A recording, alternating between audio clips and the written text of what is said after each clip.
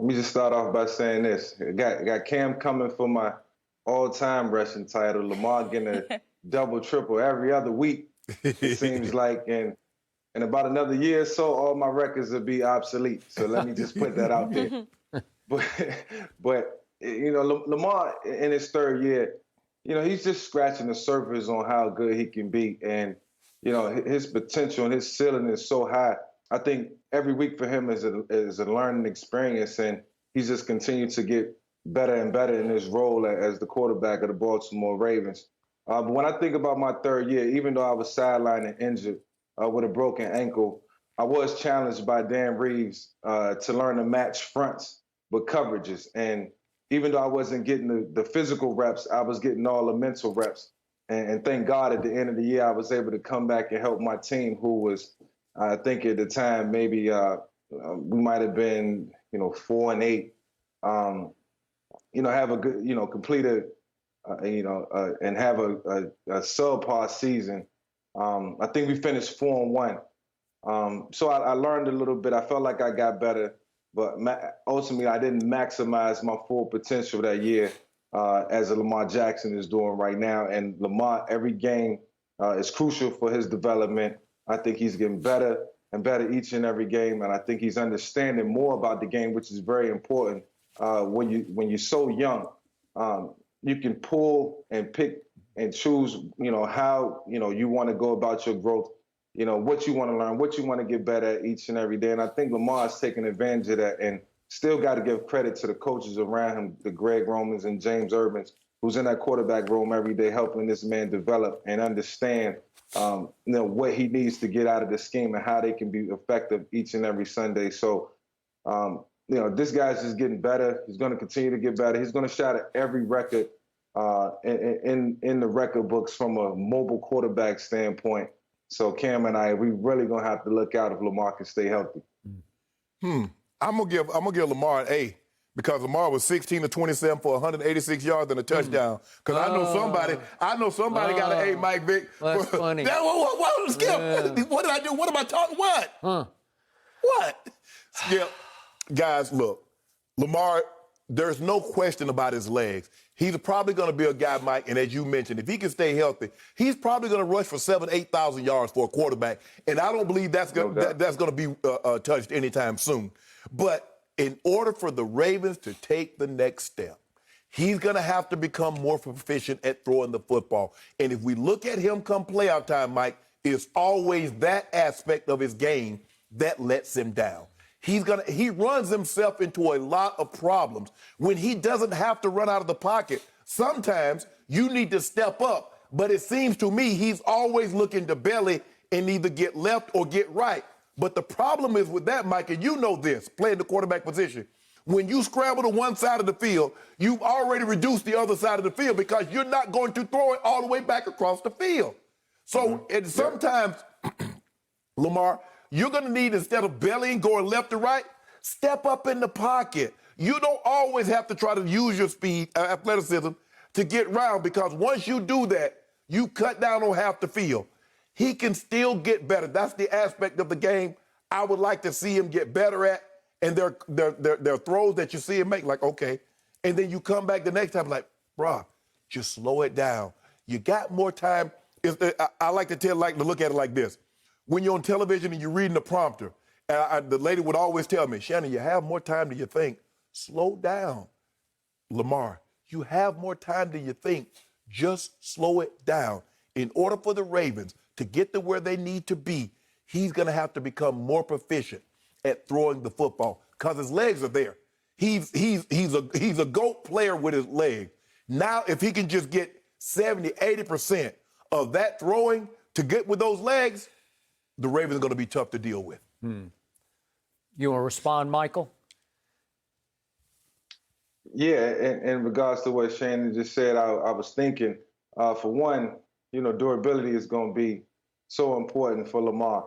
But what I was excited about yesterday at, one juncture of the game, late in the game, when the Eagles went for the 2-point conversion, and if they would have tied the game up, Lamar was going to have to go down the field in a 2-minute situation And everything was going to have to come out, Shannon, the legs, the arm, because you just can't run. They wasn't going to let him just run down the field Right. and run around the field and pick up first downs. You know, clock management was going to become important, you know, playing the sideline and getting, you know, to the chains, getting to the sticks and getting out of bounds was going to play a huge factor. And I wanted to see Lamar in that moment just to see if he made that progression from last year because, you know, that's the elephant in the room for Lamar. You know, can you finish? Can you run the 2-minute drill? Can you run it effectively, be efficient, and move the chains while you're doing it? So I wanted to see that. It didn't come to that point, but hopefully we'll get to see that at some point this season.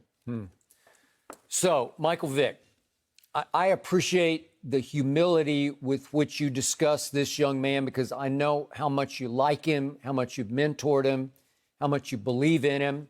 And I love it. You're not at all threatened by him surpassing your records because you've just sort of given up and given into it. This is just how good he's going to be.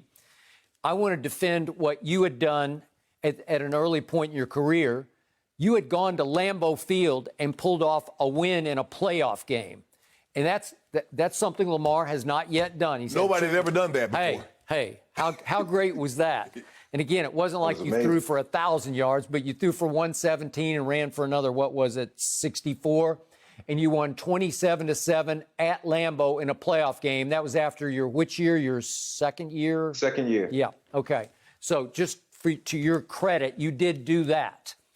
Okay, to Shannon's point, I'm with Shannon on this one because that's 4 straight games that Lamar has thrown for under 200 yards. And maybe that's sort of how he's going to win games because for what it's worth, they're 5-1 and he's averaging 58 yards rushing a game, which is just 1 yard less than Kyler is at 59 yards a game.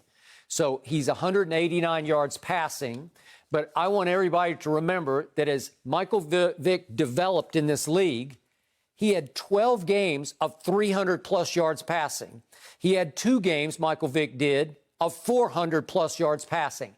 I don't know if Lamar is capable of that. He is deadly accurate, as we saw. He only won the MVP last year. Unanimous. And he launched his year last year by throwing for 324 at the Dolphins. Miami. Okay, and they were woeful, but he shredded them.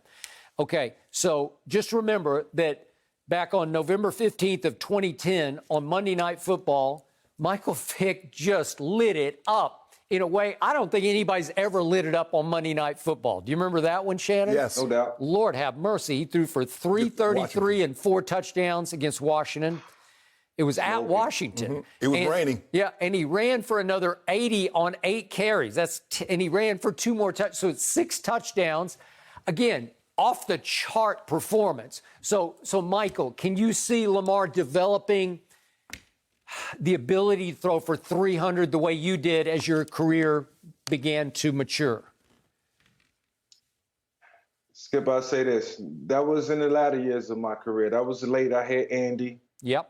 Andy was a passing guru, and I was super excited to just know that I had him as a play caller, and the Philadelphia Eagles had my back at the time. So my motivation was just through the roof, and it came from so many different areas.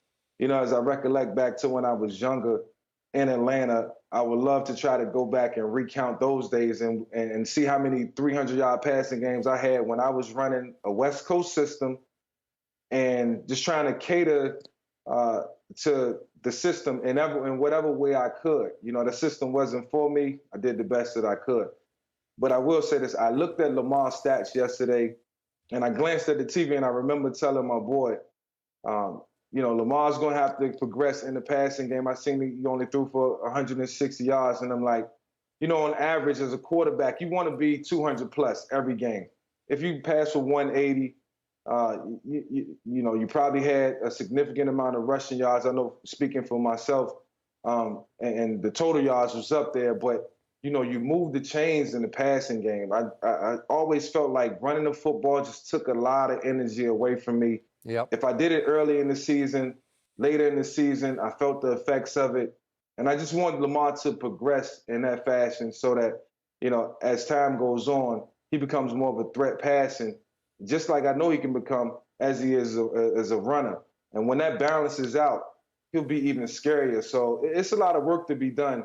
And it's going to be a challenge because defenses are going to be expecting him to run and going to challenge him to pass. And this is where he has to make his progression known. Mike, to your credit, the offense that you were in, I started my career in Dan Reed's offense. It's not very quarterback friendly. They want you to run the football, and then they want you to work your magic at the end of the game to come back and win it. That's where Dan and John fell out at because he was watching all these other quarterbacks throw for 300 yards, and here he was throwing for 180 and rushing for 50, but they were winning. And Dan was like, I'm all about winning. And John's like, well, I see all these other quarterbacks that Dan Marino's throwing for 300 yards a game, and Jim Kelly and this one, Joe Montana. He's like, well, wait a minute. And that's what Dan's offense was. Dan was running the football, and then Michael, okay, we down 7. Okay, Mike, run around and make a play. Lamar, if you look at Lamar, Skip, you look at last year in the divisional game, he threw for over 300 yards, but they were meaningless. Well, they fell behind 14-0, right, and then they were down like 28-6. Right, and so in other words, he's going to have to be able to throw the ball in the confines of the offense when you're not down by 14, when you're not down by 21. Just if it's a nip and tuck ball game, have enough confidence that I can throw the ball, I can get these completions because he knows But the thing is, as long as you know you got that fallback, it's like a pitcher that got a 100-mile-an-hour fastball. Yeah. Skip, no matter what his other pitchers are, as long as he knows he has that in his arsenal, he'll always come back to it. And Lamar needs to just get better and just like, you know what? Nope, I'm not going to run unless I absolutely have to. Because I know I got to get better at throwing the football if I want to get where Mahomes is that's win the Super Bowl. As a quarterback who can run, like I always got more excited about my passing stats than my run stats. Like I ran over teams, from Pop Warner to the NFL. Like the running game was so easy to me. The passing game was a challenge. So that's where, I felt like my greatest accomplishments came in the passing game. When I can go out and go 20 for 30, 245 and 2 TDs and maybe a pick. I felt good about that because I felt like that's where my progression was coming from. You got to progress in the passing game if you want to sustain in the NFL. So, Shannon Sharpe, in conclusion, could you please remind our younger viewers just how strong an arm that man Michael Vick had? Well, I think he launched it. Mike, you might have threw that about 65 yards. You might have threw that one to D-Jack about 65 yards on Monday night. It was about 75, Shannon. Come on, man. About 75, baby. About 75. It was out there. It was out there. Thank you for watching. You can subscribe here to get the latest from the show and be sure to check out more of the best clips from Undisputed or go watch a few other segments from our other shows on FS1.